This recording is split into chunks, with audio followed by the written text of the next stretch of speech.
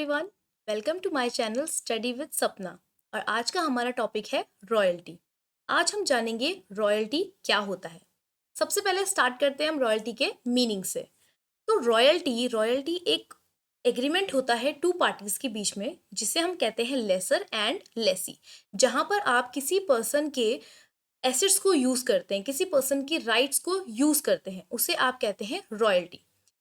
So, in terms of accounting, royalty is what a lessee pays to a lessor for the use of any rights, copyrights, franchises or any such asset.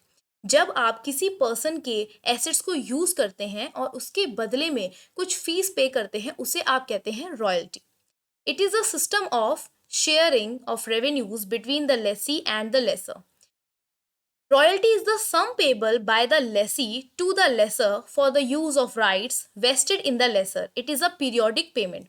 एक periodic payment करते हैं आप laser को। Laser होता है जो asset का owner है, एंड लेसी जो एसेट को यूज करने के लिए आपको रॉयल्टी पे कर रहा है।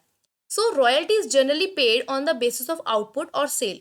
कि आपने सपोज फॉर एग्जाम्पल, अगर कोई ऑथर है, उसने एक बुक लिखी है, अब वो अपनी बुक को जब मार्केट में लेकर आएगा, मार्केट में पब्लिश करवाएगा, तो पब्लिशर, क्योंकि वो ऑथर की बुक को यूज कर रहे हैं, उसके कंटेंट को यूज कर रहे हैं, तो जो भी पब्लिशर है वो ऑथर को कुछ ना कुछ रॉयल्टी पे करेगा। और जो वो रॉयल्टी पे होती है वो बेस आपका आउटपुट या फिर सेल के ऊपर डिपेंड करती है कि कितने आपने यूनिट सेल करे या फिर कितना आपने प्रोड्यूस करा, उसके ऊपर डिपेंड होता है, और तब आप रॉयल्टी पे करते हैं। It is paid for extraction of mines, for use of the patent, for use of technical know-how and to an author for sale of his books। ये वाला एग्जाम्पल जो मैंने आपको अभी दिया।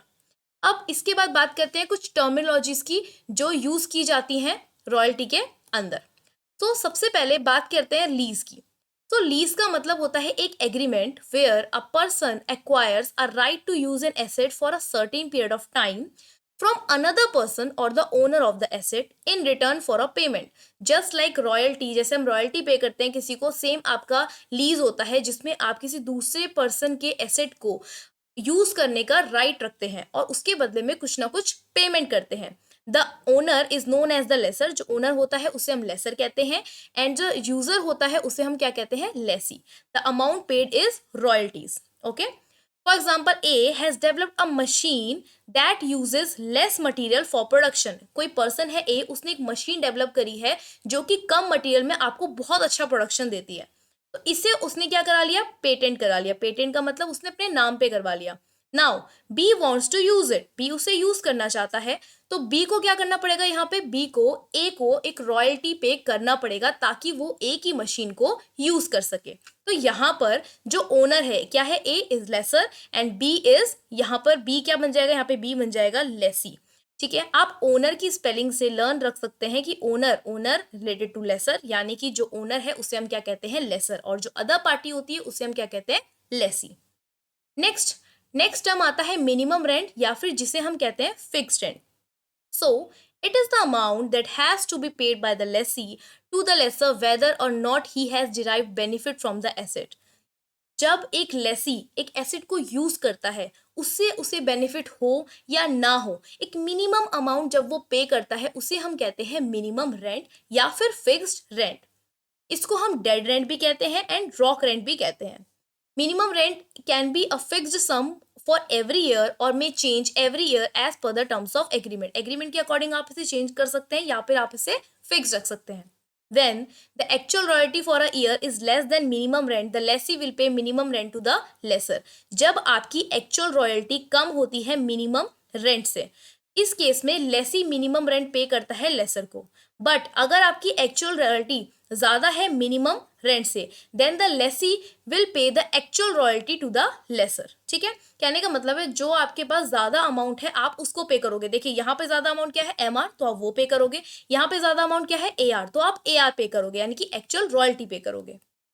नेक्स्ट इसके बाद जो हमारा टर्म आता है वो आता है शॉर्ट वर्किंग्स। शॉर्ट वर्किंग्स का मतलब होता है it is the excess of minimum rent over the actual royalty. जो डिफरेंस होता है आपके मिनिमम रेंट का और एक्चुअल रॉयल्टी का, ठीक है, इसी को आप कहते हैं शॉर्ट वर्किंग्स, यानी कि कितने की अभी डेफिशिएंसी बची हुई है। So it is calculated only when it is allowed to be adjusted against the future royalties by the lessor. अगर फ्यूचर में कुछ रॉयल्टीज को एडजस्ट करना है तभी आप इसको यूज करते हैं. सो फॉर्मूला क्या बनता है इसका? Minimum rent minus actual rent. Next बात आती है recoupment of short workings. Recoupment का मतलब होता है the right given to the lessee by the lessor to carry forward and set off the short workings from the surplus of royalties over the minimum rent. जब आपके पास short workings इतनी ज्यादा हो जाए कि आप उसे with in a period cover नहीं कर पा रहे हैं तो आप उसे आगे कैरी फॉरवर्ड करते हैं. इसी को हम कहते हैं रिकूपमेंट. रिकूपमेंट ऑफ शॉर्ट वर्किंग्स. जो शॉर्ट वर्किंग्स हुई थी आपने उसे आगे कैरी फॉरवर्ड किया है. It can be of two types. पहली होती है जो फिक्स राइट होती है जिसपे आपका फिक्स राइट ऑफ रिक्यूपमेंट, और दूसरा होता है फ्लोटिंग राइट ऑफ रिक्यूपमेंट.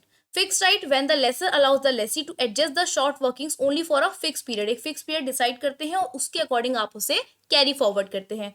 लेकिन फ्लोटिंग राइट जो होता है या कि फ्लोटिंग रिक्यूपमेंट जो होती है when the lessor allows the lessee to adjust the short working of any year in the next 2 or 3 years. आने वाले 2-3 सालों के लिए अगर आप किसी भी चीज को कैरी फॉरवर्ड कर रहे हैं तो वो हो जाती है आपकी फ्लोटिंग राइट ऑफ रिक्यूपमेंट, और फिक्स में आपका टाइम पीरियड फिक्स होता है. नेक्स्ट हम बात करते हैं types of royalty. So we have mainly 3 types of royalties. First बात करते हैं कॉपीराइट की. कॉपीराइट का मतलब होता है जैसे कि ऑथर का कोई लीगल राइट है, ऑथर ने कुछ कंटेंट क्रिएट किया है. कॉपीराइट मेनली आपकी स्किल्स के ऊपर आता है, जैसे कि आपने डांसिंग है, सिंगिंग है, और आपने कुछ म्यूजिक प्रोड्यूस किया है, या फिर ऑथर ने बुक लिखी हुई है. तो जहाँ पे आपका कुछ ना कुछ एक टैलेंट, एक स्किल दिखती है, वहां पर कॉपीराइट यूज होता है. माइनिंग रॉयल्टी भी होती है. माइनिंग रॉयल्टी का मतलब होता है लेसर ऑफ अ माइन और quarry pays royalty to the lessor of the mine और क्वेरी.